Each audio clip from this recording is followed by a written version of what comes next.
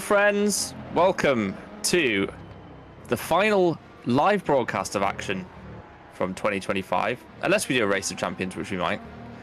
From COTA, Circuit of the Americas, we are here to watch young drivers, in inverted commas, some of them not so young, but basically people who haven't done Super League races this year, driving around in Super League cars for 2 hours. And I am joined by Alex Foulkes. And we're going to have a nice time talking to you about it. And Alex. Hello. Toby. Hi. How you doing? I've missed this, you know. You weren't there for the final FS2 race, and you've redeemed yourself. Yes, well... You've redeemed yourself. I put my hand up first. I desperately wanted to do this. And I hope all of you will enjoy watching it. Because that's ultimately... all I care about. Desperately wanted to do this. There's I quite didn't a realize few we're in a drivers, lying competition now. There's quite a few drivers who signed up for this though, Alex. So it's worth a little watch. And by watch, you mean completely ignore it while we talk about something completely different. That's, I mean, ultimately going to happen. It's not initially the plan. What we'll do is we'll start off by talking about some of the drivers, and obviously some of them have appeared in multiple different series this year. Yes. Some are kind of new names you might not have seen too much. Certainly, for example, we're watching Wesley Stefano out on track. And I don't know how much... I mean, certainly he didn't do any Super League stuff this season, Stefano. I don't know how much racing he did, but he wasn't the whole season, was he? I wouldn't know what series. In-depth knowledge going on here. Let's have a little look. I do love the in-depth knowledge of checking the website. He is. Which doesn't seem to be loading that quickly for me right now. So that's going to be very helpful. Let's have a look. Okay, so he did do most of the series. He missed one round of FS1. This is the one championship I wasn't really involved in, FS1. So poor Wesley, I said he wasn't that involved, and he's done loads. In fact, so this is... So he's been away from GPV for a few years. 2018, 16, 17, and 18 years in Formula Sprint 2. But yeah, 2025 he's come back to Formula Sprint 1. So welcome back, Wesley. And now he's driving a Super League car for HRT and getting irritated by an Edge car. This is also the last time was that an Edge car? It's also, if Edge do provide any drivers, the last time we'll see them on track. So that would be a nice way to say goodbye to Edge. Yes, Christian Vazdar is out there for the Edge team. There he is. And we say goodbye to Edge after many, many seasons in Super League. They've decided to withdraw and announced that the other day. So Andreas Valter's team no longer in Super League. Alex? Yes. Sorry, I was just having a slight giggle at how you phrased that. What? What did I say? Nothing. They've... Oh, hello. Oh dear. Yeah, no, Edge have pulled out of Super League, which is a shame. But yeah, we're going to see a little bit of this. Some people getting to grips with the as there goes a THR sideways through the S's. I think that was Tina Curtis potentially. Yes, it will have been. Yeah. Well, we've got a couple. Hopefully they turn up. So yeah, Edge have never won the team's title, but they've been around in Super League since 2016. And before that did 2 seasons of Super Cup as it was in 2014 and 15. And in 2013 they did Formula Sprint 2. So they did really make their way through the career ladder. And have always been competitive in Super League as well. So sad to see them go. It's also an engine manufacturer that's gone as well because they started making engines in 2018.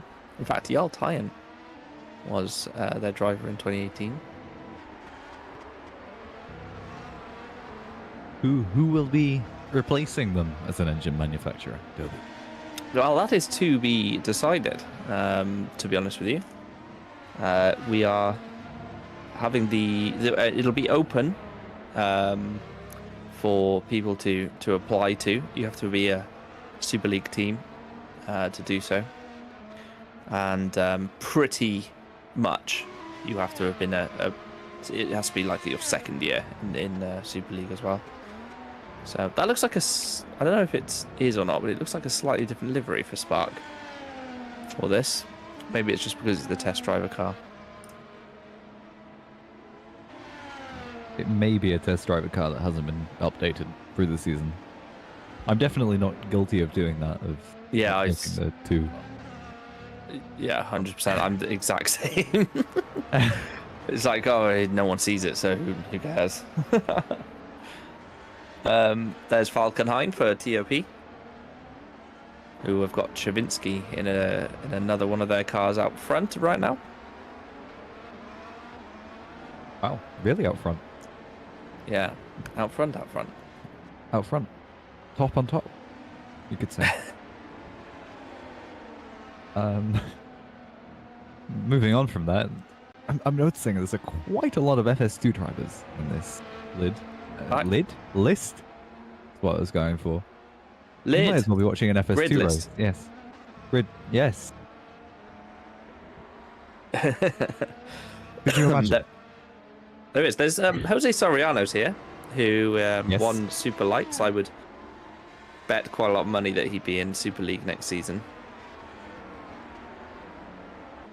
based on the fact that he obviously dominated the Super Lights. Well, not dominated, but he did win it with a couple of rounds to spare. So I would expect to see him in Super League next season. And was a very good championship for NetRex overall. That seems to be the story for a lot of the series, apart from Super League, which had a title battle right down to the end.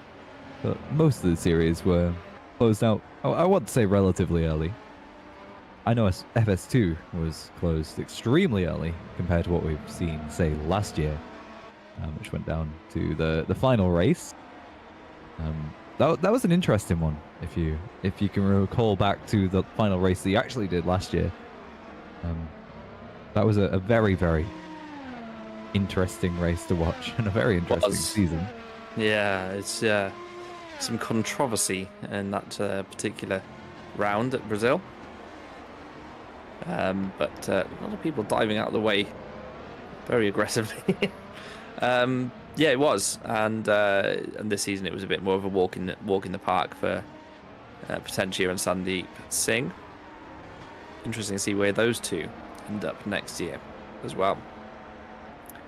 Whether Singh will move back up the career ladder or potentially not drive at all, who knows? There's still to be some announcements. We're, of course, only 2 days away from GPVWC Day, Alex, and that's where we'll find out where all the teams and where they'll all end up and who which championship they've applied for. I'm excited to see some of the teams that come up through the ranks, whether they get the championship that they've applied for or whether some will be even relegated. I was going to come, and then I remembered that I had something else to do. And it's regrettable, really, because I did want to go to GPVWC Day. You've got me and Toby here. First of all, sober. Second of all, well, I can't speak for you, Toby, but... No, I never drink at home, to be fair. Yeah. It would make my FS2 commentary easier. And over Discord, so I can only imagine what the chaos would be. A, not sober, and B, in person at GPVWC Day. What that would be like. What are you doing tomorrow night? Tomorrow night, I'm doing nothing, so I might actually come down to Liverpool. Why don't you come down to... Because we're just having a couple of drinks Friday night. Myself, Tom Stevens, Sven, my partner, Do you want to have a look at how much a train is? Haven't you got a car? I can't drink drive, can I? That's a very fair... Well, do you want... Well, I've got spare room in our Airbnb. You could just kip over for one night. I'll think about it. I'll see how much a train is first. £20. Yeah. It's not that much. No, it's not, is it? That's No. return as well. Open return. Well, what's the last train back from? Where do you live in the middle of nowhere, though, don't you? Well, the last train back would be about midnight, so Oh, that'll be all right. We're not going heavy. I can't imagine you would. Well, no, not on the Friday. Potentially the Saturday, but I'll see if I'm allowed. I've got some stuff I need to do on Sunday as well. So, yeah. Plus, I've got to do a little speech tomorrow, which will be fun for everyone. Speech. Yeah, the about how good we are in the media group. Oh, I thought you meant an actual speech, not just something you type out. And What do you mean? No, I'm talking in the presentation. oh, you're tomorrow. talking. Yeah. Oh, present tomorrow? Not tomorrow, Saturday. Sorry. I was about to say. No, sorry. Yeah. I wish like it was I'm- Friday as much as you do, but I know. I got a half day at work left. Leaving at midday-ish tomorrow. So, South Wales to Liverpool is about 4 hours. that's not that bad, really. Well, 4 No. hours in the middle of the day, the traffic wouldn't be that bad. So Not if you I suppose consider we're that fine. some people are like coming from like I think Maxime Beaulieu's coming and he's coming from Canada, so could be worse. that's quite a trek. To end up in I- Liverpool as well. I don't think he's walked it. He's probably got on a plane. God damn it. Good. How would you do that though? Through the polar ice caps? How would you walk? I mean, you probably could walk to. I don't know. I think you could probably get all the way down to like Oslo in Norway, right? Find a fisherman's boat and go over to Scotland. You could probably get most of the way. I don't know. Is Canada connected to Norway? I don't know. I don't think Canada connects to North. I think you Well, can they go might through be- Alaska. When the Bering Strait ices up, you should be able to cross that. I think for a month a year you're able to walk across it. But because there is a person that's been going for about 15 years trying to walk from the very bottom of Chile, or I think it's Ushuaia, Argentina, and walking all the way back to the UK. And he did cross that little bit of the Bering Strait when it was frozen over. I couldn't do Nice. that. That's long, isn't it? That's 20 years. It's a That's very taking big him, year. right? Oh yeah, he's got a couple more years. I think he's managed to make it to India or somewhere around there, Why is he over in India? because he doesn't want to go through Russia, because then your options are go through Belarus or through Ukraine, neither of which are Great. particularly amazing options, I mean, that's especially valid. not going through Russia. So he's trying to go through Turkey then. Yeah, he's got a British passport, so he can't go to Russia, I would imagine. Can you not go to Russia on a British passport? I don't think you could right now. www.google.com. Can you go to Russia on a UK passport? Yes, but you need a visa. And the UK government advises all against all travel to Russia. Oh, the visa is likely the problem, I would imagine. Yes. I don't think they'd like to give someone a visa for walking through your country. What's the bestest passport that you can have, like gets you into most places? I heard about this. It's not Swiss, believe it or not. I don't think. It's okay. Do you know what?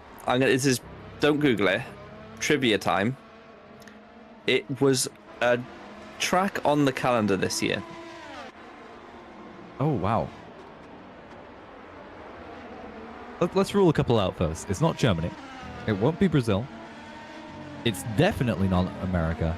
It's not the UK passport. Where else have we been? Wow, my memory is faded. It can't be Turkey. It won't be China. We haven't even been to China. It won't be Japan? No. Japan is third. Okay. Where's Swiss? Is it second? Switzerland is equal fourth. with a bunch of countries. Italy can't be that powerful. Italy is equal fourth. Wow. We haven't even been to France. Azerbaijan won't be that powerful. Azerbaijan is 69th. You can only visit 71 countries. The top is 193 countries you can visit. Is it the Singaporean passport? Yes, it is. Gets you into That's 193 countries. UK is equals 7th, Like 184. yeah. So 9 fewer. That makes sense for Singapore, though, because they have very good relations with China. They have very good relations with the rest of the world. Those I are don't think they've ever visa-free. really done anything wrong. These are all visa-free destinations, of course. You know, 198 countries visa-free. There's only like 193, 10 countries. Oh, yeah, there's only about 10 countries you need a visa for. do you know what That's the a worst really- is? The worst passport in the world gets you into 24 countries visa-free. I want to say it's Russian. No, North Korean. North Korea is gets you into 38 countries, but they are 98th on the list. The bottom country is 104th. Oh, wow.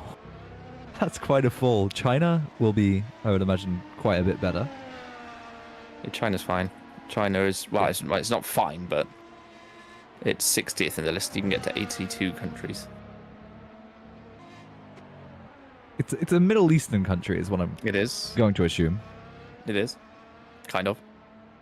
Saudi Arabia, I'd imagine, have a decent passport. Iran, they're doing quite a bit at the minute. Iraq? Iraq is third bottom with 29 Oh, we're getting visa-free countries. We're getting there. there. there are It's only one in two this left. area. Kind of. Is it? Where's Iran? Is that second worst? No, Iran is better. Iran is 96th. You can get to 41 countries from Iran.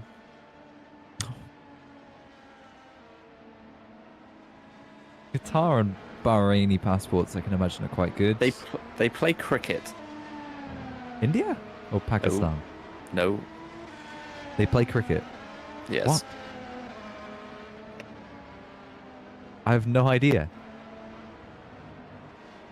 The country is Afghanistan. Ah, of course. 24 countries visa-free. The 24 countries that you can travel to visa-free are Albania, Algeria, American Samoa, Andorra, Angola, Anguilla, Antigua and Barbuda, Argentina, Armenia. Hang on, no, wait. This is a list of all the countries. Wait there. I was about to say they have very good relations with. Sorry, there's countries tick starting with boxes. A. I missed it. Okay, visa-free from Afghanistan. You can get into Bangladesh, Burundi, Cambodia, Cape Verde, the Comoro Islands, Cook Islands, Djibouti, Dominica, Guinea-Bissau, Haiti, Kenya, Macau, Madagascar, the Maldives, Micronesia, Mozambique. Micronesia are gagging for anyone to come over there, to be fair. Niue, Palau Islands, Rwanda, Samoa, the Seychelles, Sri Lanka, Timor-Leste, Tuvalu, and that's it. That sounds like an awful list of countries that you It's just should visit. bunch of tiny islands, and then like Sri A few Lanka. places that don't really care. Yeah. Kenya. Macau is probably the best one on that list that you could possibly Yeah, go to. that or the Seychelles. Yeah. Lewis Mace gone top of the timings, FYI.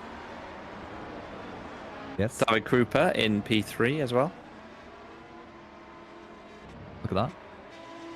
We will actually talk about this, but majority of the time will be about something completely irrelevant. Mesa is actually quite quick, as is David Krupa. They're both, and Falconine. They're all have experience. Falconine has experience in SL1 this season. He drove for Red Archer in a couple of rounds. Tice Youngstra. Did Tice do any SL1 stuff? I don't know. I'll have to have a look. There's Google. a lot of drivers in all the championships. For example, there were 80 drivers in FS2. Thijs Jongstra. So always only competed in Formula Sprint 2 and Academy. Ah, So he's not doing too bad for himself here as well. no, essentially his first experience of Superleague.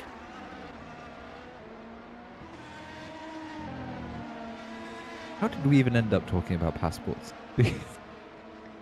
Oh, who knows? But that's what happens. Yeah, the guy that's crossing the world on foot. Oh, yes. Yes. This is all because it's GPVWC Day in 2 days' time. Yes. However we can link those is an amazing question. Yeah, and you need to tune in because it's going to be fun. There is a karting event that Tom Stevens has his eye on. I think he's won it. I think twice now. Now I need to check karting trophy. Yeah, he's won it twice. Only the best drivers. In fact, he's won it 3 times. Wow. Jan Grankvist won it last year. Jan Grankvist. Of course.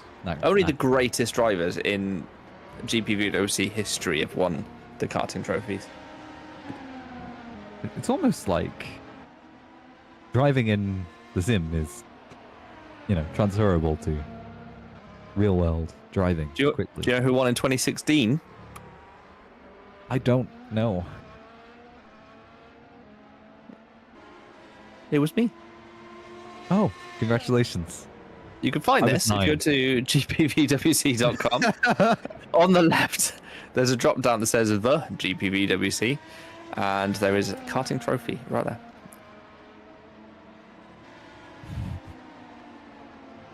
That was half of my lifetime ago, Toby. Yeah, good.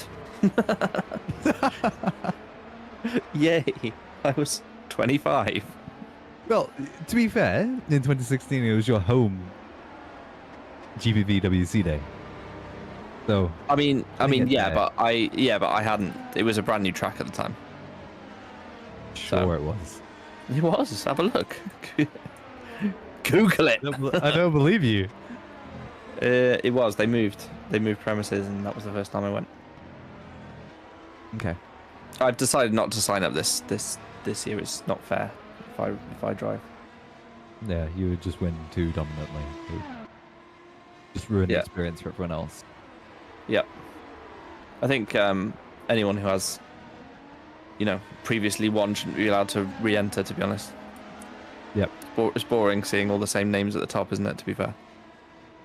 I think we should do that with FS2 as well. Win a race, you get kicked out. Not even win the championship, just win a race, you can't compete anymore. Everyone driving for second place. Can you imagine the carnage? Oh, that would be interesting. So, even like that horrible elimination format we had in Formula 1. The qualifying. There would be look, you love an Excel spreadsheet. You could probably work out who would actually win the championship on the basis that if you won a race, you got kicked out, based on who would then finish second. For example, I do love an Excel spreadsheet, but Junior Lopez and Domenico Scarpelli won the first 2 rounds, right? So they're gone. Banned instantly. Yeah, round 3 was Amari Watson, and round 4 was Falkenhayn. Round 5 was Singh. Round 6 was Skinner. Round 7 then was Junior Lopez again. So P2 would be Kasper Koritz. So he would be gone. And then Singh won the next ones. P2 would be Klaffenberg, who wouldn't have won the championship anyway. Singh then won. Junior Lopez was second, so we're starting to get into repeats. Amari Watson also third. He would also have been gone. Karatko would have won that one. So yeah, I'm not doing any more of that because that's going to take ages to work out now. That would be a lot of more difficult. Yeah, it would. Well, speaking of Excel spreadsheets, I did this last year. I've done it this year. I've looked at the average views for all the series, and I think it's interesting to talk about. FS1 this season had... can you send me this data? I need this for Saturday. Yes. I will update it and then I'll send it to you properly. Thank you. I'll talk about it here. FS1 with the most average views. The highest average views. I shouldn't say the most average views. That sounds really bad. But FS1 had the highest average views. Obviously, a interesting championship. They had followed then by Super League. I'll say the number was 671 average views for FS1, 658 for Super League, and then of course FS2 and Super Lights in that order. Quite a good season, in fact, higher than we had last season. Much better than we had last season. About 25 more views on average per race. Oh, lush. Is that including the final round? That is not include. Well, for FS2 and FS1, it is including the final round. That's also including Academy, which does skew the data down a little bit. Right. Can you update that right now and send it to me? Because I need to. Yeah. Okay. So you can. While I commentate. You do your job. I'll do my job. Exactly. Here's Juho Sopanen, who I do know is, well, I believe is coming to GPVWC Day. I think he said he was coming. There is a way I can check, actually, by going to the sign-ups for the karting. I will have a look in a minute.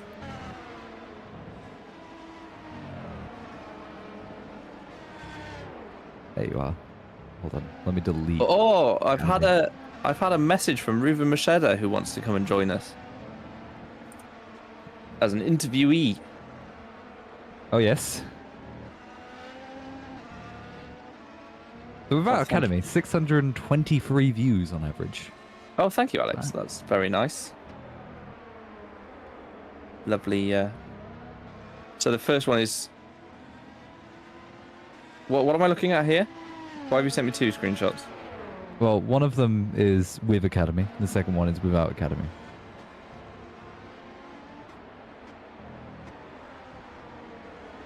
Let me focus you a little bit. I have no idea what I'm looking at here. So, that's the bit you need to worry about on the first one. Okay. That's the bit. Oh, the average views at the end. Okay. There you go. Right, I got it. Thank you very much.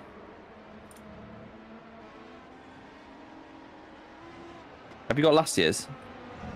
Oh yeah, I actually have them right next to each other on my spreadsheet. Lush.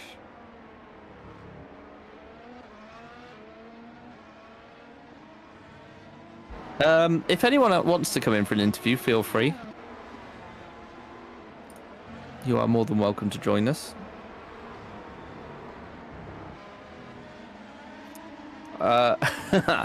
Alex Lahu has asked, what do I think of this absolutely incredible season of Alex Lahu in the Super League this year?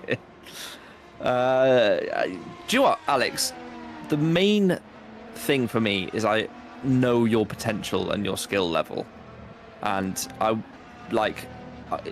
got some flack this year for a couple of things I've said in articles about Alex. But to be brutally honest, I know if Alex just put in 20% of the effort that some of the guys at the top put in, he'd be competitive. And that's what's sort of like frustrating for me, is that I know his talent and his ability is much better than what he showed this year, especially considering how good he was last year in Super Light. So it's very simple. It's not like I'm not throwing shade. I just wish Alex had done some practice and not retired from most of the rounds. So he certainly got some good results as well, like podium at Spa, for example. So it's not like it's he wasn't absolutely terrible. I just wish he finished a few more races.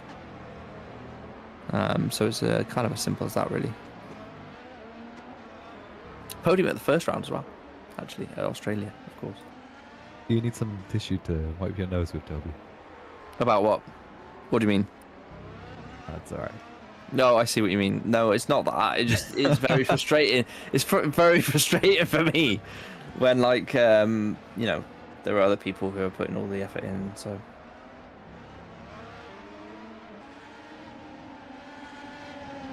Anyone coming for an interview? I haven't. There's 3 people. Okay, so who should we do first? Let's do Reuven, he asked. Hello, Reuven! Hello. You wanted to speak to us. Why? I don't know. I was simply bored and thought like, yeah, why not joining to the stream Fantastic. and giving an interview or something. Yeah. No, I mean, all right. Well, what are your plans for next season? After driving this year and as you see, maybe my final last few races with only TNFs, I have decided to step away from a primary driver role, so I will be only reserve driver for Optimal next year, whoever it's in SL1 or SL2, we don't know yet, but otherwise, yeah, just being a reserve driver and maybe driving in another series somewhere sometime. Fair. I do understand it's a long season to do 16 rounds and then commit to it fully, especially when you've done 2 or 3 seasons. It can be quite, I guess, yeah, demoralizing. I think is probably the word I'm looking for. Yep. Yeah, I completely understand. What are you thinking? Do you think it's do you think you showed what you could do this season a little bit and potentially come back in a couple of years and do Super League? I mean, if you look at my on my Super League results this year, my first 2 races where I finished P4 and I think P5 and P4, which were probably better than my whole SL2 season this year, as I simply didn't enjoy the car in SL2 or wasn't really there with my driving style as well, maybe. I mean, I won some races, but it was never like the feeling, yeah, I had a good feeling, I know I had speed and yeah. In SL1 I definitely had a better feeling and was more consistent with the car. But overall I think I showed what I can do in some races. But my second half of the season in Super Lights was, yeah, pretty much hell. Yeah, fair. Completely understandable. All right, well, hopefully we'll see you. I mean, obviously we'll see you on track at some point, I'm sure, if you're a reserve driver. Hopefully we can see you be competitive once again, because there was a period of time in Super Lights where you looked fairly untouchable. So Yeah. it's just hard to keep that going, isn't it? Yeah, I mean, after like Spain or the USA, I was like, okay, this is it. I was leading the championship with, I think, 25, 26 points, and I was like, yeah, I am unstoppable or something. Then the first mistake came in Canada in the final quarter where I lost the podium. Not a good race in general. Silverstone, I came back to the podium with a good strategy.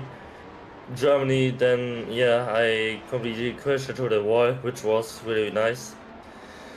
And yeah, then afterwards I just lacked the pace mostly, and also was just doing too many mistakes. I mean, if you take my pace in some races, I was still able to win the races, but in the end I just lacked massively the confidence in the car.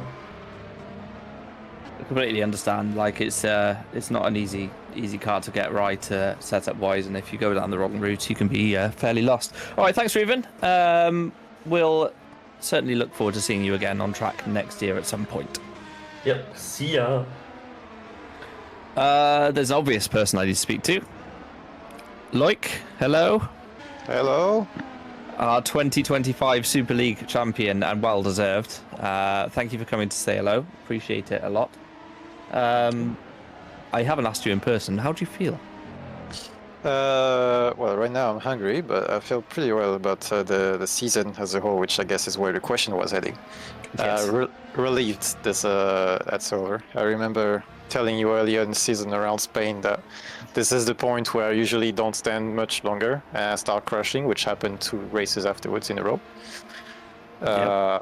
So had to stand on my mentality a little bit, and yeah, much lighter now.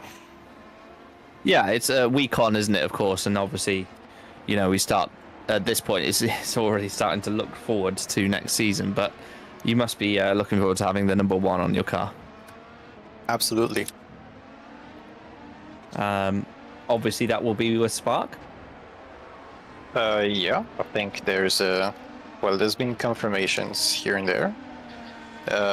So I am pretty sure this is where I'm staying, unless they don't want me for some reason. Never know. Maybe I'm I just think that would be unlikely. Vincent coming to the announcement in GPV weekend to be like, okay, well, you're fired.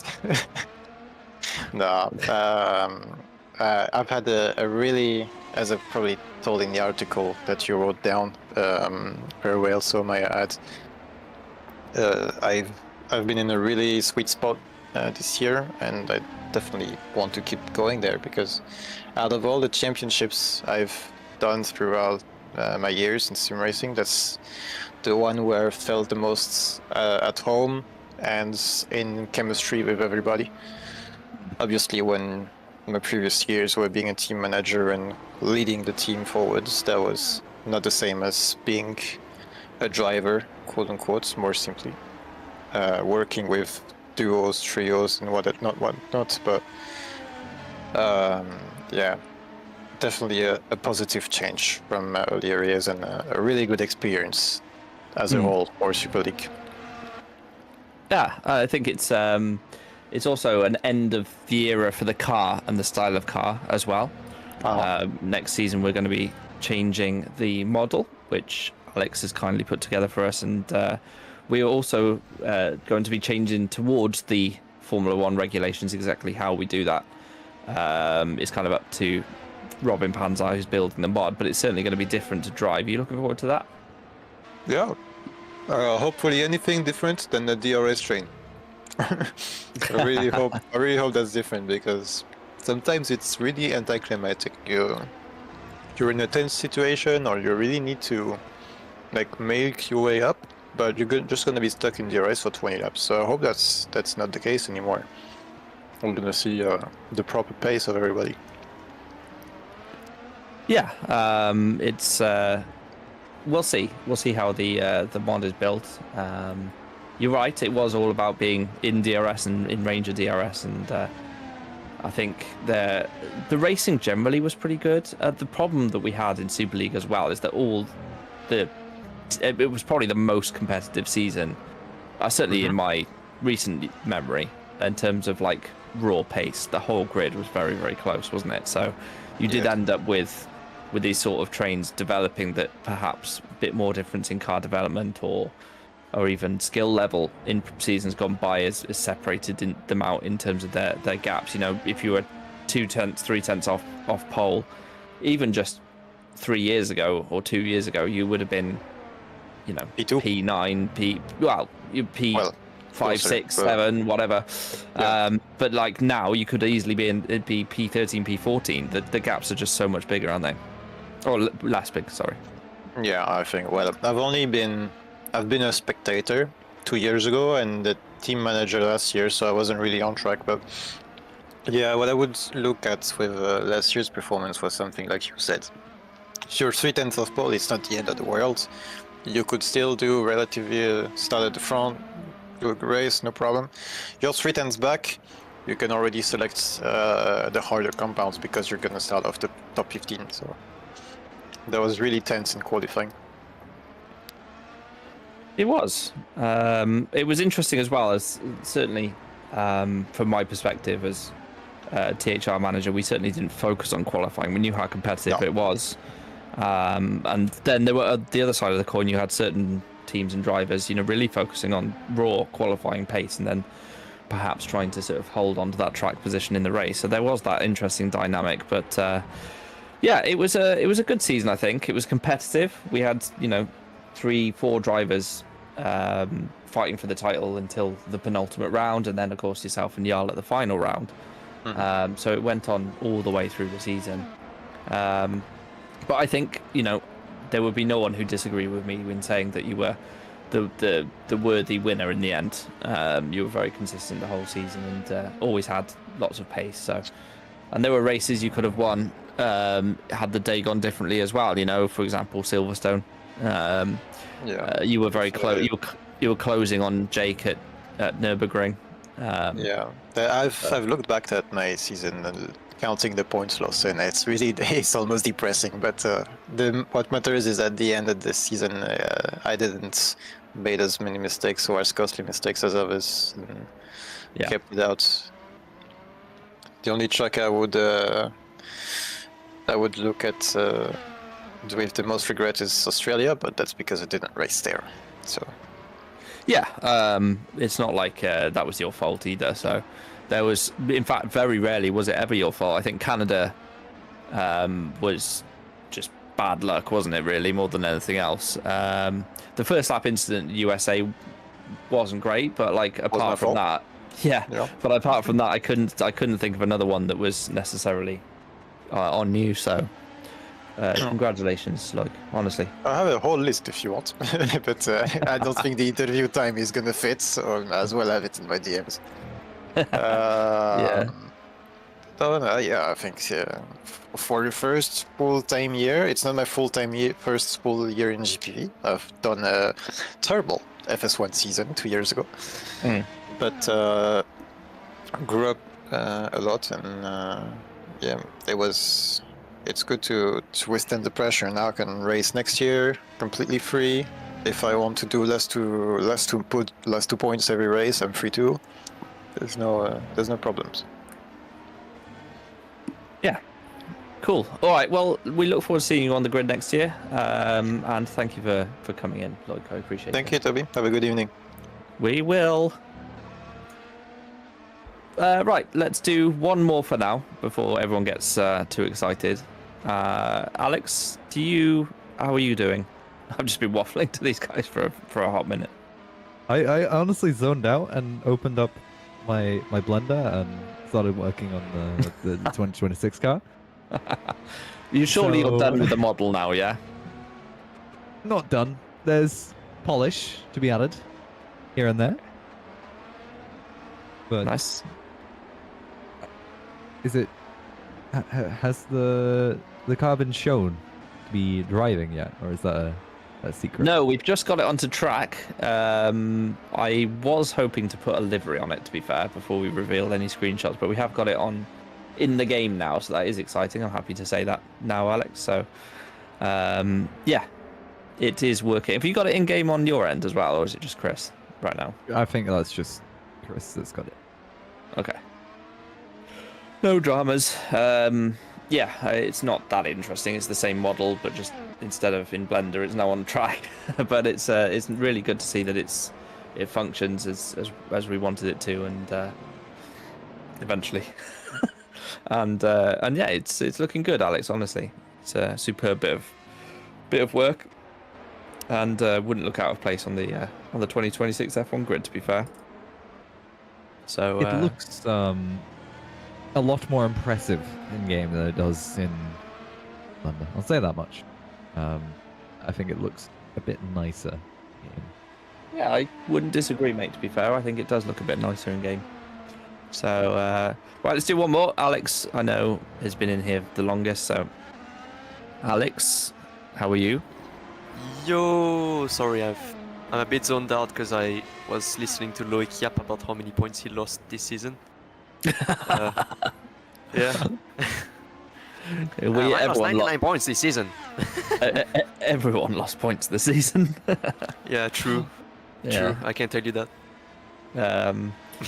So as we look at a car sitting in the pit lane, because I think Fabian is also a little bit zoned out, to be fair. Hello. Obviously, Alex didn't go your way this season for multiple reasons. I don't know if you were listening, but I said it in the broadcast just now that perhaps there were a couple of things I said in articles that I got some flack for, but it's only because you're so frustrating because I know how good you could be. I have the same problem with Moritz Krupp, is that when he does practice and really commits, he's able to put it on pole, for example, in Super League. So your raw pace is there. It's just unlocking it, I suppose. Oh yeah, I mean, I guess with Morris we share the same common interest of. I actually no, I just didn't like this car this year. I just hated it profusely. I used to drive like different mods on RF2 and do Assetto Corsa races, and then I come back to GPV Super League cars, and I'm like, 5 laps in, oh, I want to leave this league already. That's how bad the car was to be. Yeah. Why? What was wrong with it from your point of view? I don't know. The rear would snap for no reason. Just stability issues. I don't know, could be a setup issue or like a skill issue. Yeah, there's only a few races where the car felt actually genuinely good, and Spa and Australia, for instance. But I did put a lot of laps in for those two. Otherwise, it was pretty much just free roaming and seeing what I can do. This is the thing. Like, you got the results at Spa and at Australia, didn't you? So this is where. And the second frustration for me was obviously, when things were going wrong for you, I think you sort of gave up mid-race as well, which was for me a little bit frustrating to watch. It was frustrating to drive as well. I can tell you. I just didn't want to. Yeah, I mean, like, for example, Mexico, you were competitive at Mexico, and then obviously you had the drive-through, and that sort of, I guess, turned you off from finishing the rest of the race, but it's just one of those things where I feel like if you'd have carried on, you still could have scored points for your team, Well, I was fed up of the season already. I just didn't really care or not if I scored points. Just get me out of this, frustration car. And I just wanted to watch races at this point. So it was way better to watch races than actually driving them. So at some point it didn't really matter anymore, so if I didn't want to continue, just leave and watch. I mean, I can't argue with that. What's your plans for next season? Reserve. Because I know I'm gonna be there for like one-offs, I'm gonna be competitive and there, practice a lot, rather than like a full season.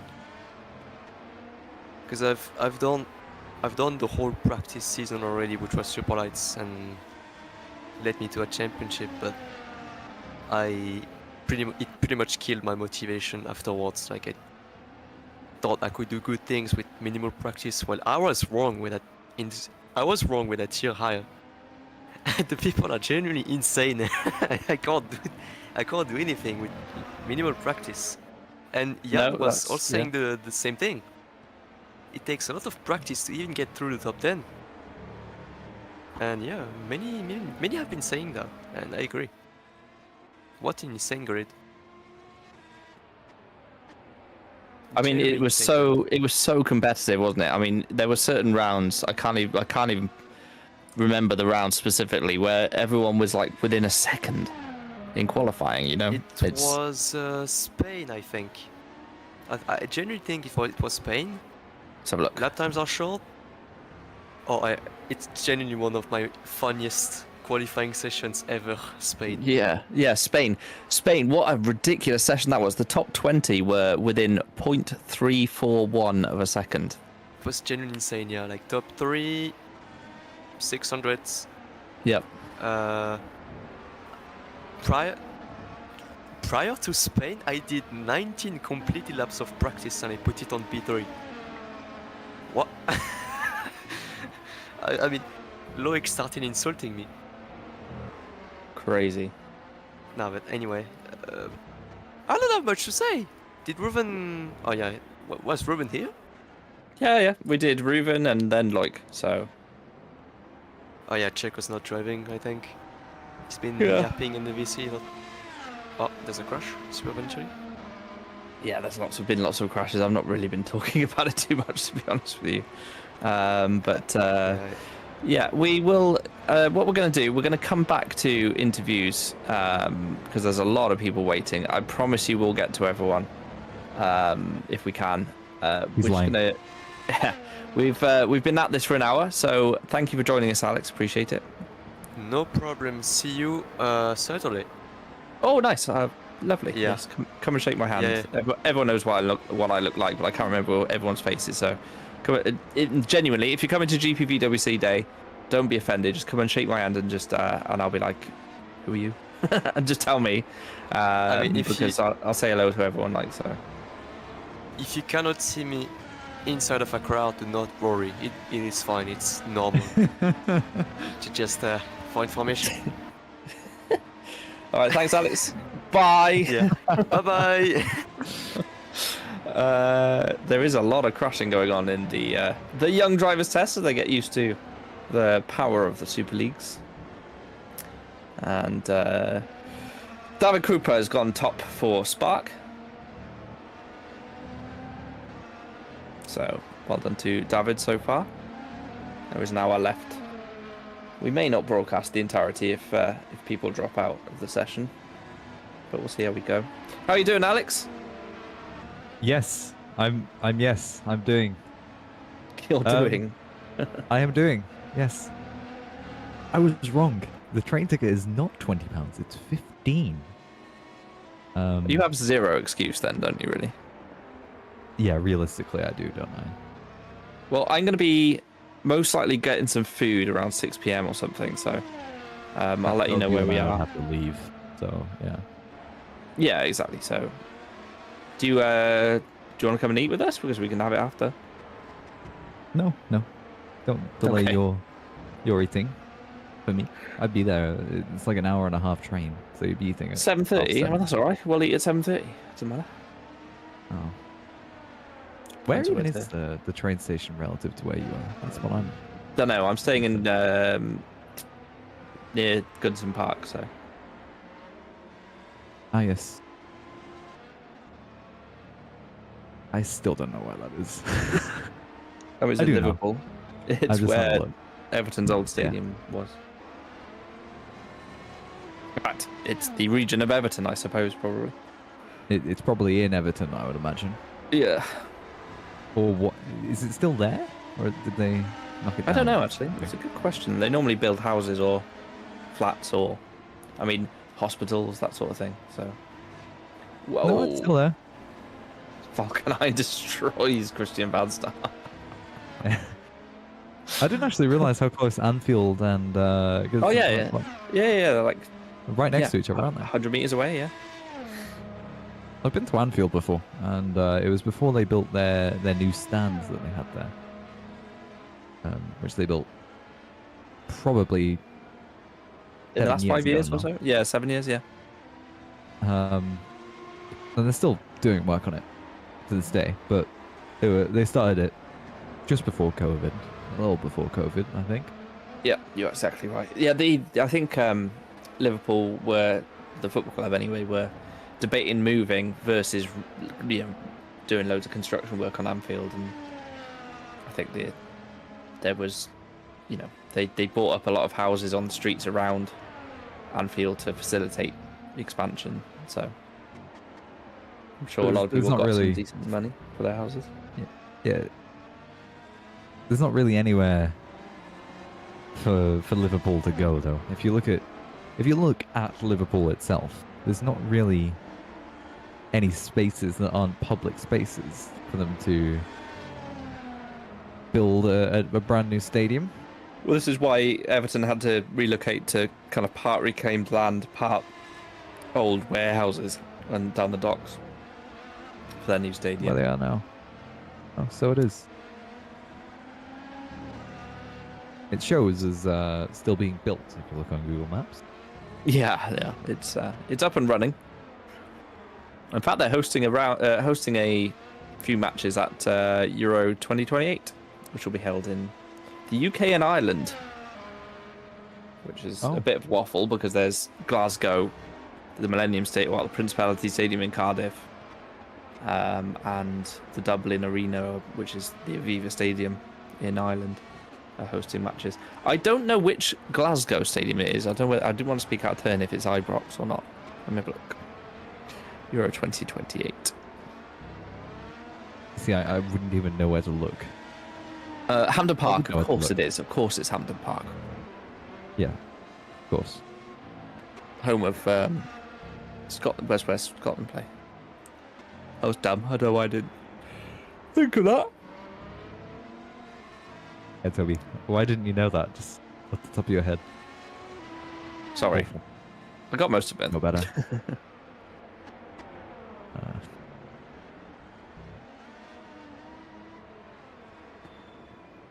Well, football aside,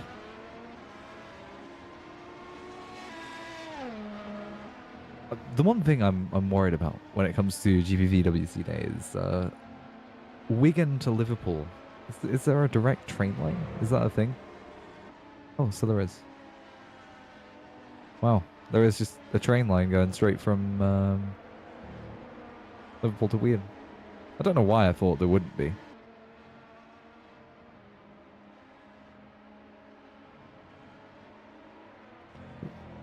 Is there a train station close to where the Three Sisters Circuit is? I don't know. No, I don't know. I've only ever driven there. Or I say I've driven. It's always been in there. The front of a converted horse lorry that we used to use for the carts. Three Sisters track. It is. Oh, It those is are in the- relatively close. Oh yeah, there's one just down the road called Bryn. Yes. Though I don't know I how would imagine. walkable. You probably can walk there actually. That it's for a industrial estate, isn't it? Through Wigan Yes. Road. Yeah. Yeah, it's yeah. That's quite walkable actually. It's just a couple of turns. It's like Manchester, between Manchester and Liverpool is just a wild collection of towns. It's crazy. Like, as you say, Wigan. Now merged into one another. It's still That's what I mean. It's just going to be the separate, but yeah. It's very. It wouldn't take too long before this is the grand landmass of Manchester and Liverpool urban area. To be fair, it's a very there's a few urban. things in between Manchester and Liverpool where you can find some just open ground, but for the most part, it's almost continuous. Mhm. Along the major roads, at least, there's still a little bit of green belt there, mostly floodplains that shouldn't be built on, but will be built on, no doubt. Yeah. Don't you love it when they build on floodplains and then complain about the flooding? Just Standard. Absolutely so standard. intelligent.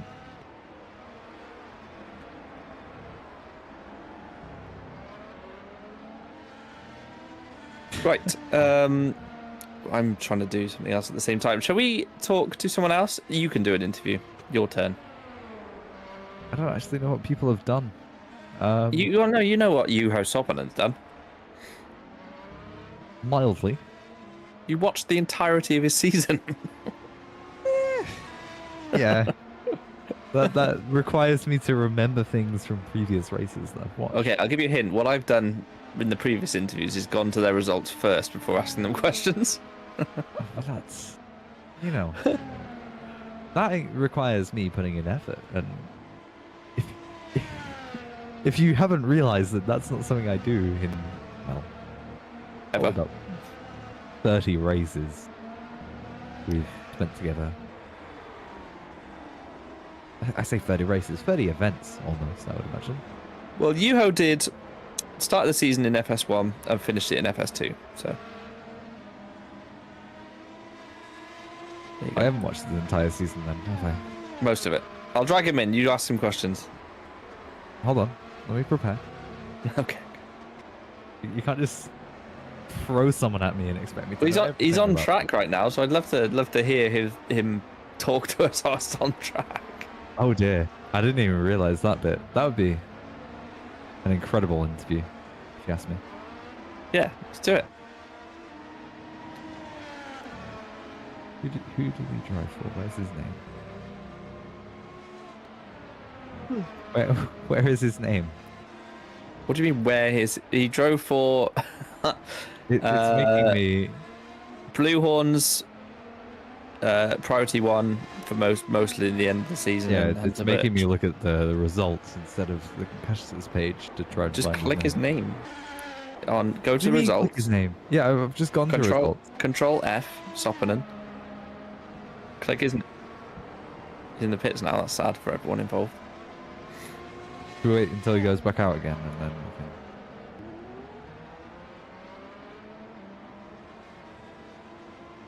we can. No. Is he going back out again? Or has he heard himself being talked about and has then, therefore... I'm dragging him. You're dragging this out. I'm dragging him in. Yoo-ho! I just took my charger. I knew it was gonna happen. He How you doing? didn't even really want an interview, and you're forcing the poor man in. So sorry, Toby. I mean, why are you in wait here for interview? I'm just waiting for an interview. I guess just share a couple of words. Well, what words do you have for us? Well, honestly, just saying, Toby, you're getting a champagne bottle. Why? Your team is champion. That's why. Oh, true. I forgot about that bit. Yeah, I'll spray it all over everyone if they want it. Alright. But either way, how is everyone in the commentary box? Oh, we're great. Loving life over here. We've had a nice conversation about passports. So that was good. Oh yeah, passports. Shit. Are you coming to GPVWC Day? Yes, I'm going to GPVWC Day. Wait. What the And fuck? you- My wheel just died. Stop swearing. Have you got your passport? Sorry. Sorry. I forgot to even put my sensor button on, even. Oh, God. Yeah, I've got my passport. Good, good. Excellent. Well, we look forward to seeing you. This was awkward because I accidentally swore in the commentary. Don't worry I'll pay it for the fine. Alex, do you have any questions for you? Not really. I couldn't formulate any question.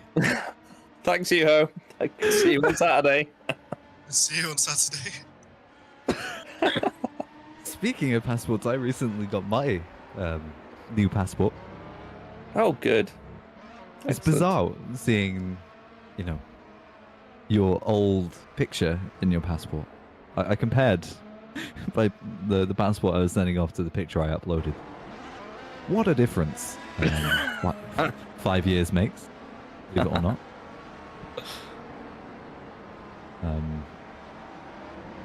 I was quite amazed, actually. I don't know how relatable this is to you, Toby, but when you renew your passport, you have to upload this very, very specific genre picture. Very strict requirements. What is Yep. going on there? It's just frustrating all around, honestly. Updating your passport. Yep. It's you got to have like a very, very square, like well lit photo straight on. So With a white and then you're not. background. Yeah, I had to. I had to mildly. I had to change the background on mine. I didn't bother retaking a photo. I just deleted the background in Photoshop, to be honest, because it was against my wall. But all my walls are like, they've got texture on them, and they weren't happy with the texture, so they're very fussy about the. Yeah, but they're supposed to be unedited, Toby. I know. I just sent it in anyway, and it was fine. So Yeah. I think I edited my driver's license photo a little bit as well. I had bleached blonde hair in my passport photo, so it didn't even look like me now. Oh, wow. So, £94.50 it was as well. Ridiculous amount of money, if you ask me. it's a couple of quid, isn't it? I know. Surely it can't even cost that much for them. There's quite a big profit margin there, I'd imagine. I'm not sure exactly what I'm watching, by the way. There's a lot of nonsense going on track, which is a little bit of a shame, I suppose. We have got David Krupa at the top of the timesheets. Kind of expected, really, that Krupa, who was pretty good in SL2 this season, to be honest, and Foulkes, who has driven some SL1 races, are topping the timesheets. It's nice to see some other people having a go. There's Eric Brenner, for example, on an outlap for THR. Exhilarating. An outlap. Oh. It's hard. They're hard to drive with no setup. They are. Wait, is there no setup, or did we just not bother giving them a setup? Oh well, no, I didn't give anyone any setups and who has to drive for us. You But hear it's that, nice to see him everyone? out there anyway. It's what? Hear that? THR won't give you setups even for a young driver's test. They won't put the effort in. It's not about not putting the effort There's in. another THR. It's about protecting your work that you've worked very hard for the entire season. And Well, it doesn't matter next season, does it, really? well, you know, Why is everyone winning? Carter McColeman, who Incredible. I suspect will be managing a Super League team next season, given that True North very nearly won the title, and I'm pretty sure Carter wants to move up to Super League with True North. Be nice to see some fresh faces in Super League next season. I'm wondering if Optiminal will make the move up, or try to make the move up as well. There's Optiminal, who I know want to move up to Super League, yeah. And there's, I know that Netrex, having spoken to Carlos Martin, he does not want to move that team into Super League. So, opens the door for True North. It just depends on how many teams stay in Super League as well. We know Edge are leaving, so there's at least one slot. And then you've just got the potential that perhaps another team doesn't want to reapply, or Stacks haven't had the best season. Will they hold on to their Super League seat? There's a couple of things to think about. All will be revealed in 48 2 days. hours. Yeah. Oh, 43 hours, yeah. I'm not exactly It's sure about- when the presentation exactly will start. There'll be some, I think it's about Planning 5 about. o'clock. Around 5 o'clock. yeah, something like that. Hope you're all there. You get to see my pretty face again. Well, you can watch it if it's broadcast this year. It should be. We're going to try. Try is a very important keyword. Oh dear, Carter. Well, it depends on Wi-Fi and all that sort of thing. So I don't think Carter has faced much the right way on the track for anything but the straights. He's trying. That's the important thing. I mean, yeah, there's a reason I'm not driving today. These are hard to drive. If it was a front-wheel drive touring car, I'd have no problem. Anything with downforce, it just doesn't compute in my head. When's GPVWC BTCC coming in? You know. I mean, we used to have it. Amazing do. addition. Yeah, we had ITC for many years. So Touring cars would. I would be interested in touring. I'm not. It was- of downforce cars. yeah, it was hard to it was hard to keep the interest, I think, once it was in R Factor 2. There is now obviously official content for R Factor 2, but yes. Let me have a look what I did in ITC. Yeah, two second places for 2 seasons in ITC and GPVWC for me.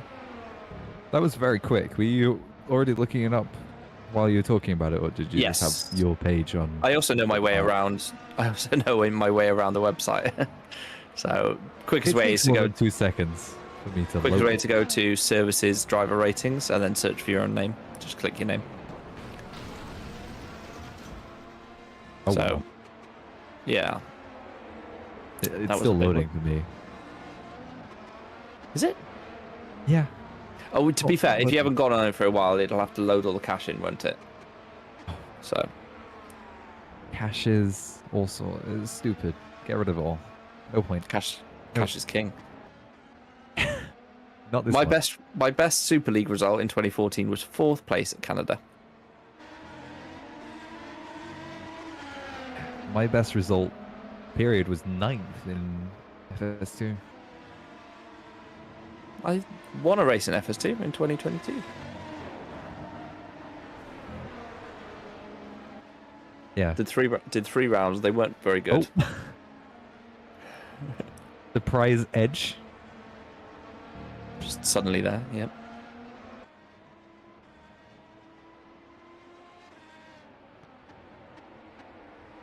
Should we talk about the new car a bit more?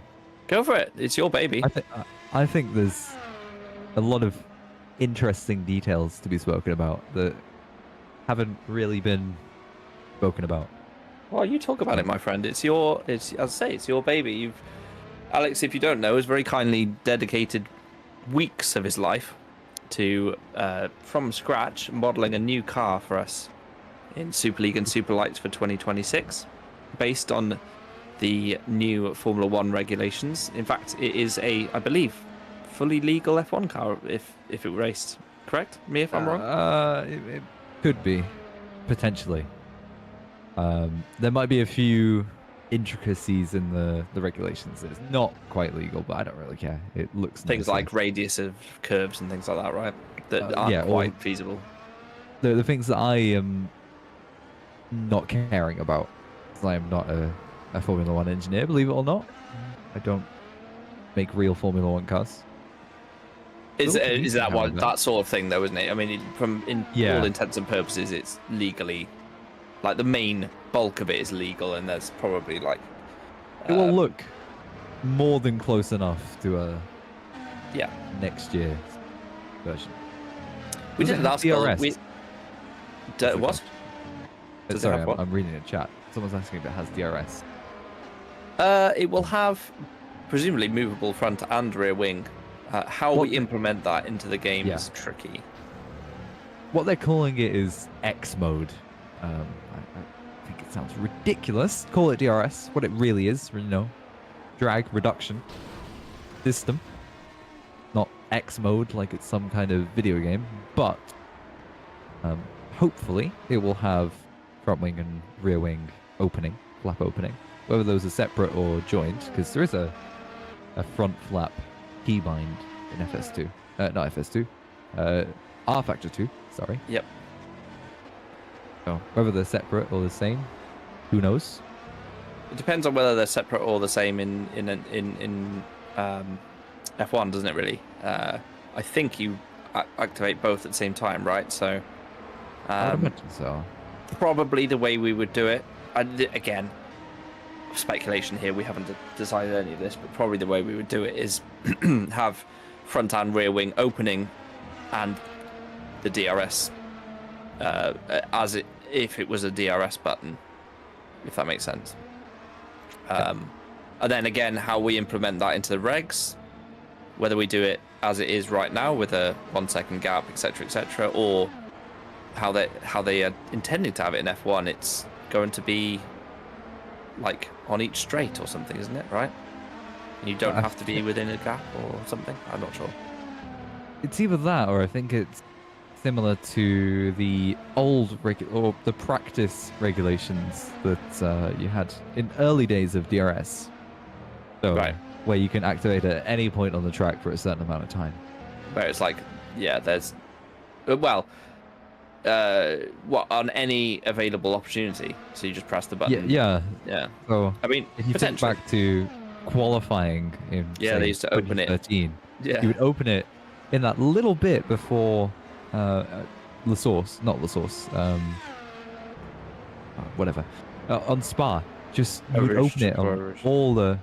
Yeah. No, you could open it through Eau Rouge. That would be terrifying. First of all, With the new system, I'm not sure how that would go because you're But- losing both front and rear downforce. So And then, of course, we've got obviously more energy from batteries as well in F1. And again, how we implement that will be interesting. So, do we give the drivers, rather than 100 seconds of push to pass, do we give them 500 seconds of push to pass, and then do you use it on every straight pretty much? And there's things we can do from that point of view. So TBC on the exact implementation of that, but the general car and physics for that car will be as close as we can get to F1. How we implement the sort of gadgets on top, I suppose, will be up to Robin and Alex and Chris Williamson to get that right, and Sandeep Singh as well as head of DC, to get the regulations to tie it in correct. So I'm interested to see what happens from those points of view. and the DRS is probably the most interesting part of the car. But a few things have changed since we sent the photos, such as the rear wing is actually 3 elements. I didn't know this when I designed it at first, but the rear wing is 3 elements, one of which will open to be the DRS flap. The other 2 are just there to be there. I don't know why they decided that 2 was too little and they wanted to add a 3rd one in the middle. I would imagine it's something to do with trying to limit how the teams can play around with that bottom element, which I think is quite boring, if you ask me, to just put something in the middle to ruin the creativity in that area. But that's what they've done anyway. And if you know anything about the FAA, they are anti-fun, I believe. Yes. Yeah, I don't disagree with that. And finally, new steering wheel, I think, will be coming to the No. Super Series, I'll call them. That will be fun. If we get around to it, because frankly, the one we've got is outdated, to say the least. I think it's a good number of years old at this point. Yeah, it functions, Sure. but It it'd functions, but yeah, it'd be nice it's to a see ni- a new one. it's a nice to have, isn't it? Of course, we've got a functioning one right now. If we can get to it, then we will. But the rims are done. Yes. Tires are correct. Model is correct. We're obviously keeping the driver suit and helmet from last year, but you've done all you've done the rear lights and stuff now as well, Alex, right? I need to do those at some point, Okay. but Okay. they will be finished very soon. Hopefully not just squares like they are on this one. I think they're just squares. I think they're just little planes attached to the back of the car that flash. Yep. We'll go for circles this year. Very nice. We'll make it look like they're actual LEDs that we have on the back of the cars. Which reminds me, I wonder what that would look like. There was a concept they had for Formula 1 a few years ago where they would have different coloured LEDs on the back of the cars for the flag that was going at the time. So if there's a yellow flag, it would be flashing yellow on the rear LED, or red on the rear LED. I don't think that would work, but that was something they were proposing along with the steering wheel flashing lights that they've got now. Yep. That That'd could be be pretty quite cool. interesting. Yeah. It would be fun, but I think they've got enough distractions as is on the track with the boards at the side, the marshals. They have to look out for all these things, all while hitting every single braking point, all the turning points and whatnot. So Yeah. I did have one more thing to talk about, and I forgot what it was. Oh yeah, what's everyone's opinion on the new lower Formula steering wheel? So if you look at the Formula 2 steering wheel, I think it looks ruined it with the little screen they put in the middle on the bottom. I quite like it. Look, Toby. What do you mean you like it? I quite like it. It functions as it should be. Do you know what I mean? So I don't like that they put a little screen on the bottom. I think it looks wrong to have a screen on a steering wheel that isn't the PFD. PFD? No, that's the wrong word. MFD. PFD yes. is a primary flight display. Very different. Yes. I do like the level of detail that's in the model, even today. You know, you've got all the little tubey things that measure tire pressure and stuff on there. It's going to look really good, and especially in screenshots close up as well. Have you done all the LODs, the LODs? The LODs will be done when everything is finished, because that needs everything. Okay. Because LODs are, well, part dependent for the most part. Because LOD 0 on the Superlights cars will have all the details, and then from there you have to remove details, then remove geometry from the body. It becomes all very, very complicated, very fast. Yeah, it's fairly seamless on the existing car. You can't even tell when it goes to a different LOD. It's hard to get right 100%, but it's super important for performance and FPS. So if you just chucked everything in a high detail, it would tank quite quickly. I don't know what the distances are either from your viewpoint as to what LOD ends up being used. You'd have to tell me. I couldn't tell you. I don't even know. I think Chris posted this a while ago, and I mean a real while ago. I'd have to look for it, but I think it's something like 100 meters you get LOD 1. Of course, right up close you'll get LOD 0, and then from there I think it's every 100 meters you get a lower LOD. Okay, that makes sense. He did have to do a different one for the wings though, because they can separate and you can get much more up close and personal. Yeah, that's fair. Normally, in normal operation, much more up close and personal than you do to the actual cars. I won't say that you won't get up close and personal to the cars, because that is never true. You think back to Imola last year when we were doing super lights. A couple of times we saw the side pod of a car in the onboard. I'm not talking about we saw it going around a corner. I mean, we saw it on top of the halo. Yes. Yes, not ideal. It's very much a suboptimal position to be in. Not the fastest racing line to go under someone. Yes, me. Anything else you want to add before we just talk to a couple of people interview-wise? Let's talk to a couple of people. I say you can talk to a couple of people. Mikhail Falkenhayn's just gone top of the timesheets, by the way. So we have a new person at the top. Lucas Murno as well, P3. Snuck up in there. We didn't speak about him. There's Oscar Soltero, Lorenzo Aterovic, Funcic, and Hygo Poom waiting for an interview. I'm going to start with Lorenzo because he's been around for large parts of the season. Hello, Lorenzo. Hello. I can hear myself in your speaker. Why? Why? How are you doing? You okay? I feel like I've been chewed up and spat out by a cow, in fairness. Oh no, why? I woke up this morning at 5:30, right? I had to haul myself all the way from Ventnor Pier to Liverpool on 3 hours of sleep. Oh, you're in Liverpool now, are you? I am. Excellent. Well, it's nice to have someone else here coming to GPVWC Day. I'll say what I said to Alex Lahoo as well. Just come up and shake my hand, because I think quite a lot of you know what I look like, but I don't know what everyone looks like. So just come up and tell me who you are, and we'll have a little chat. It'd be nice to speak to you, Lorenzo. Yeah, of course. Just hope I don't be a hazard on track, because I've signed up for the karting. Oh, I wouldn't worry about that.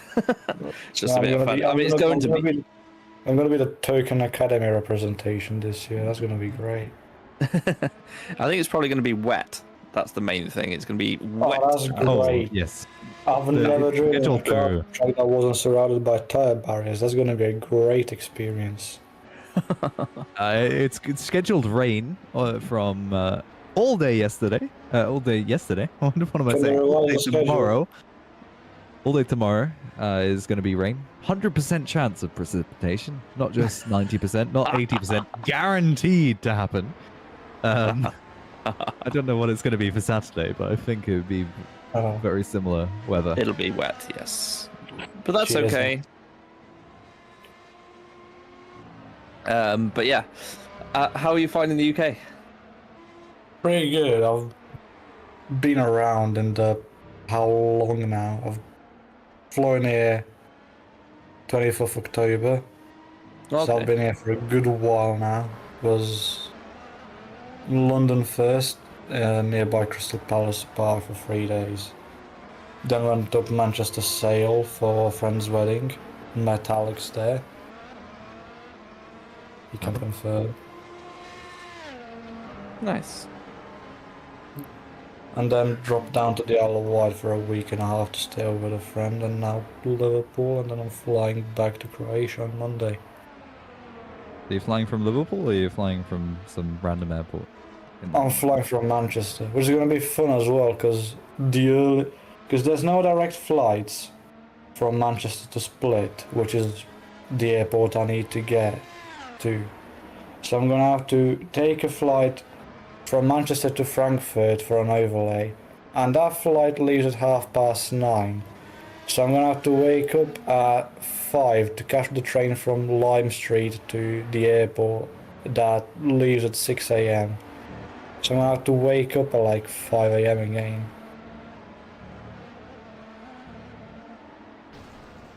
That's a long old time. Yeah. Yeah, especially to go to Manchester Airport. I wouldn't wish having to spend that long in Manchester Airport on my worst enemy. In fairness, I did land in Luton when I was flying here, so you could always Okay, well, find something worse. yeah, Manchester doesn't sound that bad then, does it really? No, not really. Well, I hope you enjoy the UK for a couple more days. I'm looking forward to seeing you on Saturday, Renzo. Thank you. I'll try and enjoy it as much as I can, seeing as once I'm back in Croatia, I'll fly back on the 17th. And then, like a couple days before I flew here, I got mail from Ministry of Defence, because they're bringing in back mandatory military/civil service. I got mail from them right before I flew here saying you need to come and sign off to the registry on the 19th. So I'm gonna have 1 whole day of rest. Ouch. Fun. Fun. Well, enjoy that. I don't think I will as much as I've enjoyed this, but I will. It was nice to have a nice break. The UK is pretty cool, so. Cool. All right. Nice one, mate. I'll speak to you soon. See ya. One more person waiting for an interview. Hygo. Let's have a quick word with Hygo Poom. How are you, my friend? Hello. All right. Can't complain. Good. Good. Couple of questions. Obviously, you did Super League this season. How did you find it? It's probably seeable from my results. I think my best finish was 12th or 13th. But yeah, it was a season. I can say that much. You finished wish I would be 11th more. once. Oh yeah, okay. So then I finished 11th best. Yeah, great results. But yeah, it was a season, and I wish I was better. But you know, it is what it is. It's been very competitive Super League this season, though. Like, it's been such a tricky championship to navigate. It's one of those that's... I mean, I was talking to a couple of guys earlier. It's never been closer, I don't think, especially in qualifying trim. Everyone was super tight, so it's nothing to be ashamed of. Even finishing P11 at Turkey, you know, was a decent result, so you shouldn't be too down on yourself. I mean, my issue was mostly qualifying. I think my average qualifying gap was around 0.6, Yeah, 0.6 I think, but that meant I was down in like B20, B21, you know. Yeah. So every single race what I had this season was mostly a recovery drive, but yeah. Fair enough. I mean, you've been around in Super League for 3 or 4 years now. What do you think your plans are for 26? Currently, I have nothing planned. I have no team, no nothing. I'm not completely saying that I'm not doing anything, but I'm looking for a break from this schedule of constantly having to practice and then race and then get no results and then practice again and get race and then no results. But if there's an offer good enough, I might consider it. You know. Fair enough. I mean, understandable, and I'm sure our team somewhere will speak with you at some point. So, yeah, I'll definitely look forward to seeing you back on the grid if you can, because I think you still have a lot to offer. You were very competitive in Super Lights when I was commentating on it a couple of seasons ago. So, yeah, my best season was with when I was first with Dylan in 23. Sadly, that's now gonna end, I think. But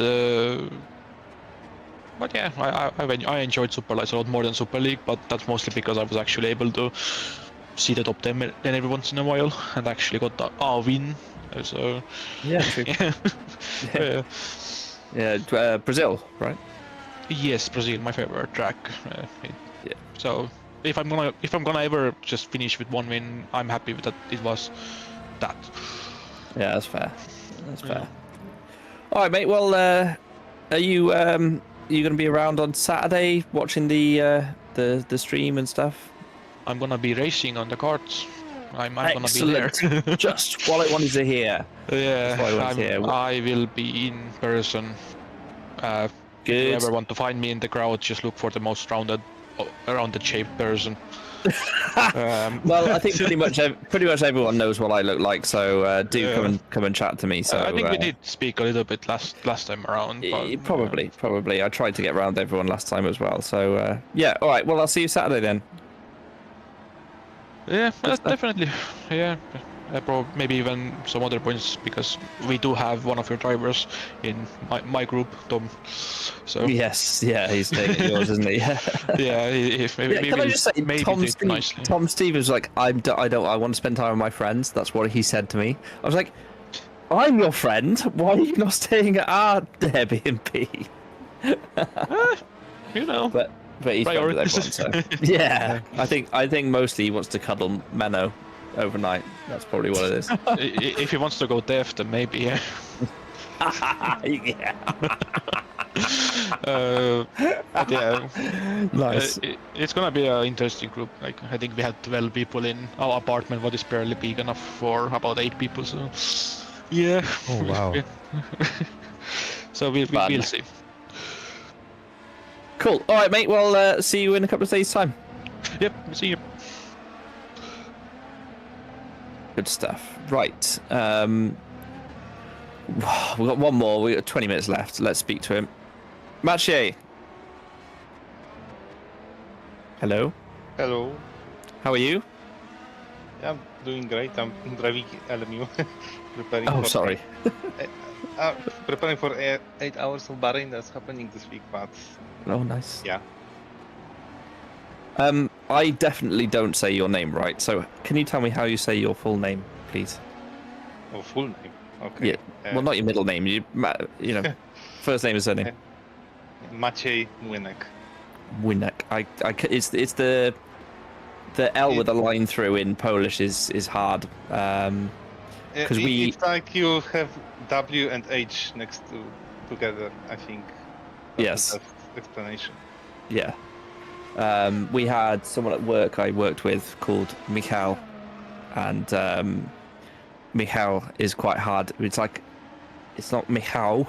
It's kind of like difficult to say. I mean, you probably say it better than me. Michał. Michał. It's hard. But anyway, Thank you. How was your season? I mean, obviously, I think you were quite competitive generally, but it was just you were kind of quite close to getting in the championship fight at a couple of points, but you also had a couple of races that let you down, didn't you? So Yeah, like my competitiveness started from like Barcelona, because Yep. earlier on, yeah, it was outside top 10. Japan was fine, and Jeddah I DNF'd. But from Barcelona, it sort of clicked for me, and I truly felt like I could battle for top spots. And then, yeah, Indianapolis happened with a win, Canada with P2. Later on, it was also fine, but yeah, those 3 disconnects hurt me a lot.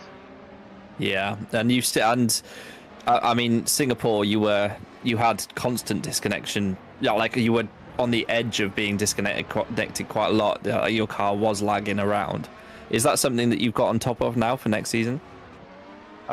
I guess, because I didn't have any issues before Italy and no issues from Brazil. Okay, so nothing changed. It was you didn't move house or No. something. Okay. No, I moved house this season, but it was between Japan and Jeddah. Okay, so not even relevant. Okay, No. fair enough. No. And of course, you won at Brazil, and with an excellent drive. It was. I was certain Jan was going to get you, and he didn't. So that was your better drive, to be honest. Even more than USA, in my opinion. I thought Brazil was, considering the pressure you must have been under with Tom and Jan right there. It must have been difficult. Yeah, I was only waiting for a moment they tried to overtake me with push to pass. But I think Tom tried it. Tom tried it once, and used pretty much all his push to pass and didn't get through. So yeah, I think we're side by side in turn 1, and yeah. then he tried into turn 4, but yeah, I defended, and then I think Jan started attacking him, something like that. Yeah, exactly right. But yeah, you had a very good season, and obviously yourself and Stefan looked like a very good lineup for HRT. Is that something you're carrying on into next year? I'd like to say so, but he doesn't know if he will compete next year. I don't know if I will compete next year. So I can't say anything for certain, either for myself or for Stefan, because in my case, there are 2 things. One is Le Mans Virtual, which might be happening next year, and if it will happen, I would really like to try and get into it. Mm-hmm. And second thing, we'll have a Polish championship on iRacing next year, and it usually clashes with GPV, so I don't know what I will want to do. But if there is like no clashes, then I will happily do a 2026 in Super League, because I feel a little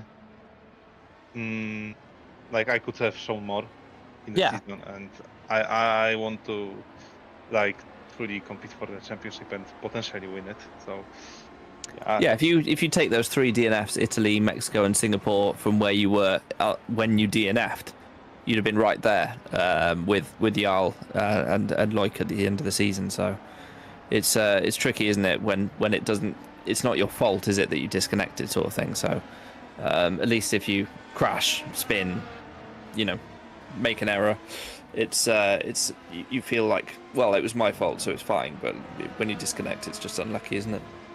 Yeah, but I fell down after Hungary because I had incident with Xavi, and that pushed me down from podium to P6.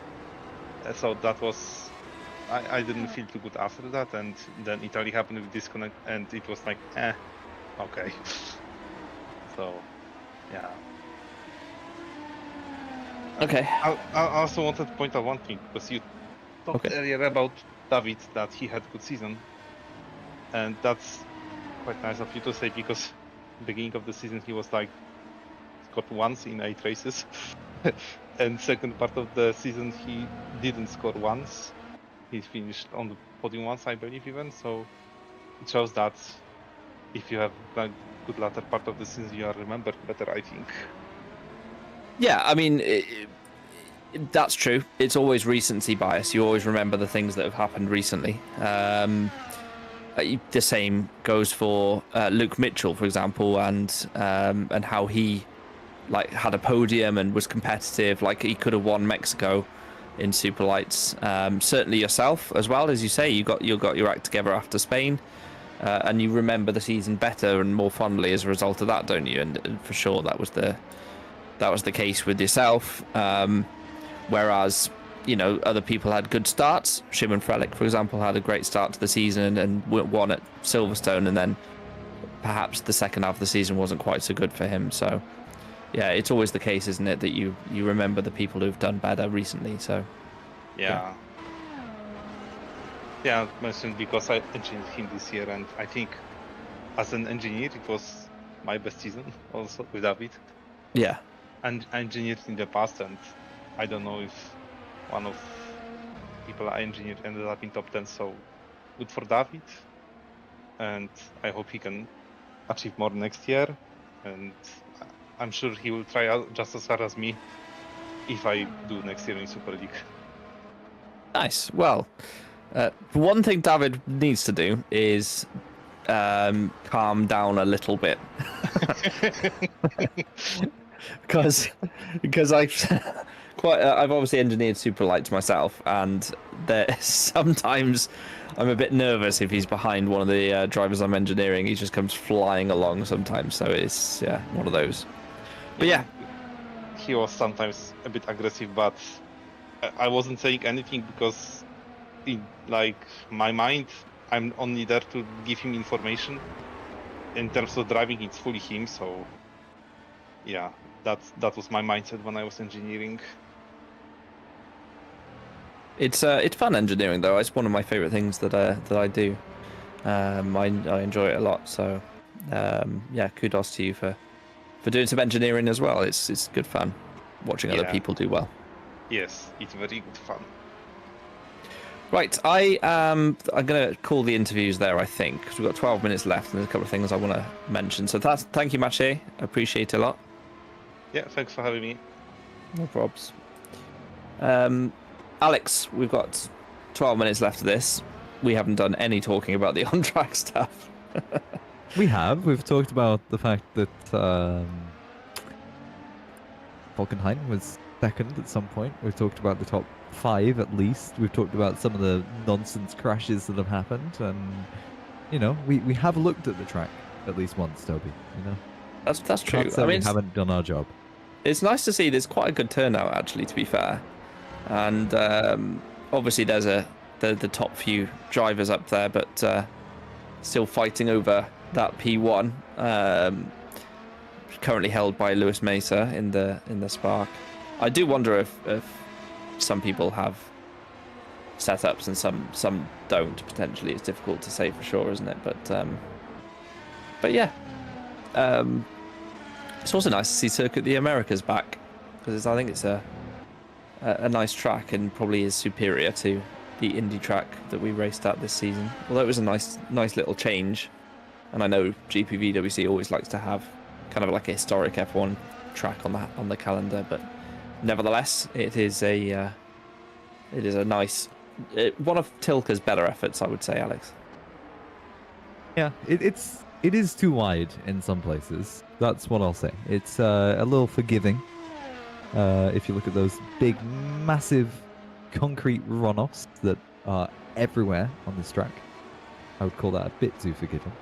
But other than that, a nice track to drive. It was my first track that I tried. You always remember your first.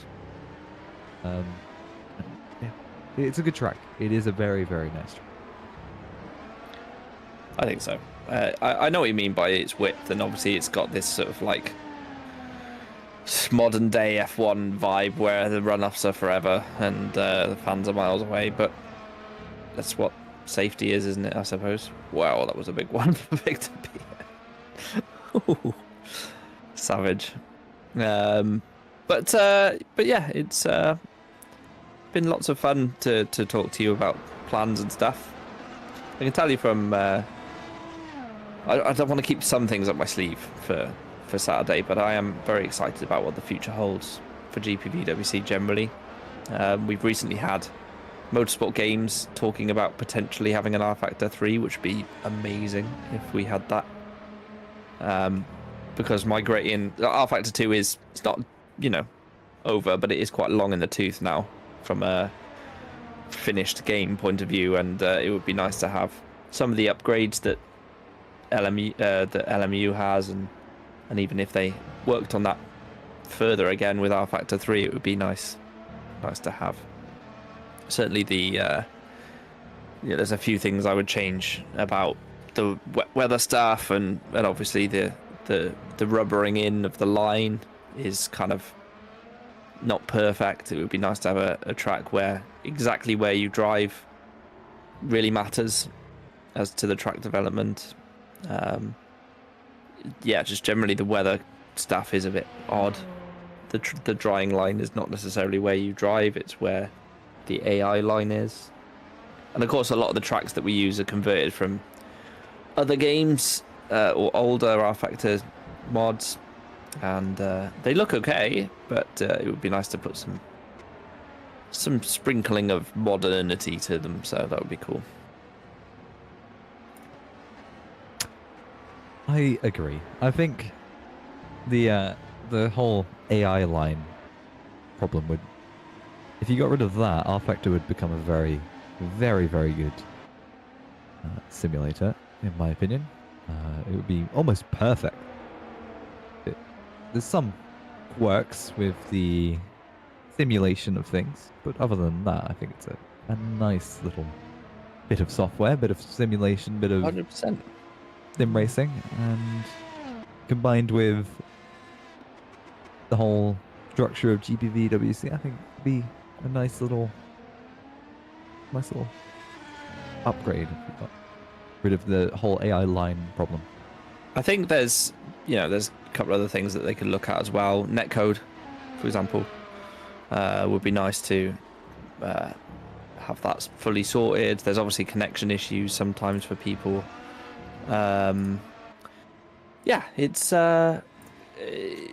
It's not perfect by any means, but it's certainly a great place. GPVWC is a great place to race, and R Factor 2 is perfectly functional as a game. We've been on R Factor and R Factor 2 for 15 years or something close to that. So plenty of time has gone by, and one of the best things about GPVWC is the history, and it's all on our website. Everything, every season that's ever been, and it makes a big difference. You can look back 20 years, go back to 2006 and who was doing well, and 2008 and what was going on then, and the answer is not much in 2008. But 2010, well, in GPVWC world, yes. Last season, I believe, of Grand Prix 4 being used, and then it changed in 2009, I believe, to R Factor, and that's when we started seeing the kind of modern day proper racing that we have now. Right, 6 minutes left, and Krupa is top of the timesheets now, and it's a Spark 1-2 highlighting 1-2-3. 1-2-3, yeah. Soriano up there as well. Nice to see Vincent's team at the top in this as well as in Super League from the driver's point of view, at least. I am very excited about the competitiveness of Super League for next year as well. I think it will take a further step forwards. There's going to be some interesting drivers. Soriano, for example, who's going to come up from Super Lights and try and compete in Super League. And I do feel there's still some drivers who are deliberately kind of smurfing themselves down the leagues, which I don't think they should do. They should just come and drive in Super League and try and be competitive, to be honest. That's the one thing I like about Super League, is that it's where it's the level of competitiveness now in this year that we wanted. you know, almost no margin. It's not as fun for the drivers when there's no margin between. You said it was what, 3 tenths between first and 21st. One of the races, was it? Yeah, the most recent race. So it was. Was I Spain- don't know, but Spain. that's what I mean. It was Spain. something crazy like that. It's just crazy. So I mean, it's super competitive, and it can only get more competitive, in my opinion. It's nice to have that competitiveness around, and it's what I like about GPVWC as well is that it's not quite so try-hard esports as some leagues were maybe 5 years ago in the height of 2020's sim racing explosion. It's still a family sort of friendly atmosphere, and not quite the sort of machines that you the esports machines you get, which I think take a lot of the fun out of it. I mean, Maché was talking about LMVS, for example, and I was engineering a team in LMVS in 2021, 22, and it was just super hyper competitive, and it was not that fun. And yes, we don't have the ridiculously huge big names in sim racing that exist out there that are sort of doing it professionally, but that's okay. I'm okay with that. And I do know that some of the drivers in GPVWC could compete with those drivers if they were also professional drivers. So drivers like Jan and Tom and days gone by, Yannick Bock, for example, have all did LMVS and were competitive. So it's a good standard we have here. I think that's the important bit. You know, that we have a happy medium, it could be said, between fun and competitiveness, especially as you go down the career ladder. I won't actually generalize it like that. FS2 is the quote-unquote fun series. And you get FS1, which was competitive this season. Been competitive for a few seasons, actually. I know when I drove in it in 2023, the Imola race I had there, the top 25 were less than a second apart, which not as impressive as Super League's 3 attempts, but still quite competitive. And then SL2, still almost as competitive as Superlights, in my opinion. No, Superlights is as competitive as Superlights, but Superlights is almost as competitive as Super League. So Yeah, there's some drivers in there that definitely will do well in Super League next season for sure. And I'm excited by that. Right, 1 minute 45 left of the session. I mean, for me, I just want to say thank you to every single person who has watched the broadcasts this year, as part of my role in GPV is alongside Remco Dezeo, head of media, and I'm very grateful for everyone who's watched every single broadcast that we've put on, whether it's podcast, whether it's the racing. I really appreciate it, and thank you for your viewership. It means a lot, and makes it worthwhile putting all the effort in that we all put in the media group. So thank you for doing so. It's a nice platform for me to say that, and I appreciate it. So thank you. I have to echo really what you said there.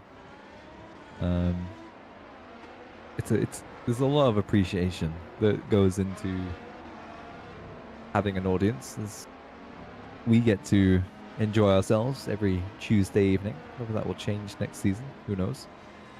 But not every 2 Tuesday evenings, we get to enjoy ourselves a little bit, spend a couple of hours watching some, at times, incredible racing. And without everyone watching, that would not be possible. Other than that, I mean, it's been a wild season in all of the series. There's a lot going on in GPVWC, and it makes me excited for what's to come next year as well, with the the new models for Super Series. And yeah, just change is coming. I think that's the most important thing. Change for the better. 100%. Multiple reasons.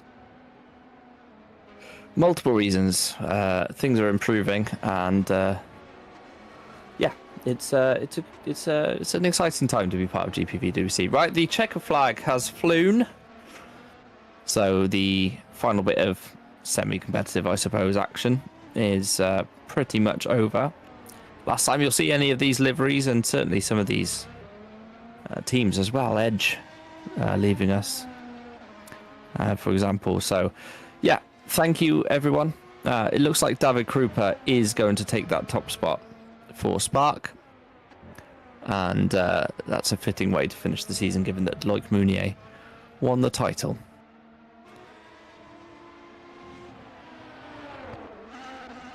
Couple of drivers left. Menno is on a lap. Let's have a look at Menno Clont driving for Stacks, because Menno is a stalwart of GPVWC. He crosses the line now for Stacks.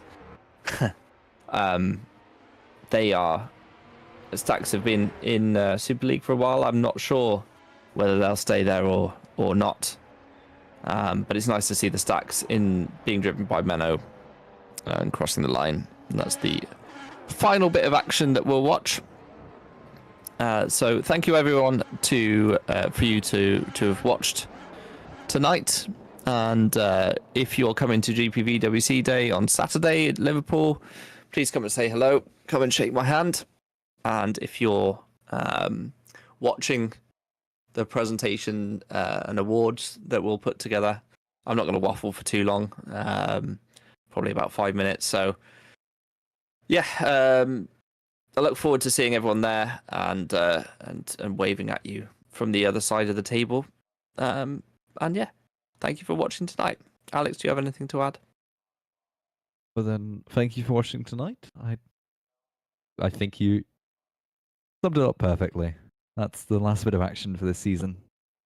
Get a good few months rest of listening to our voices, listening and watching.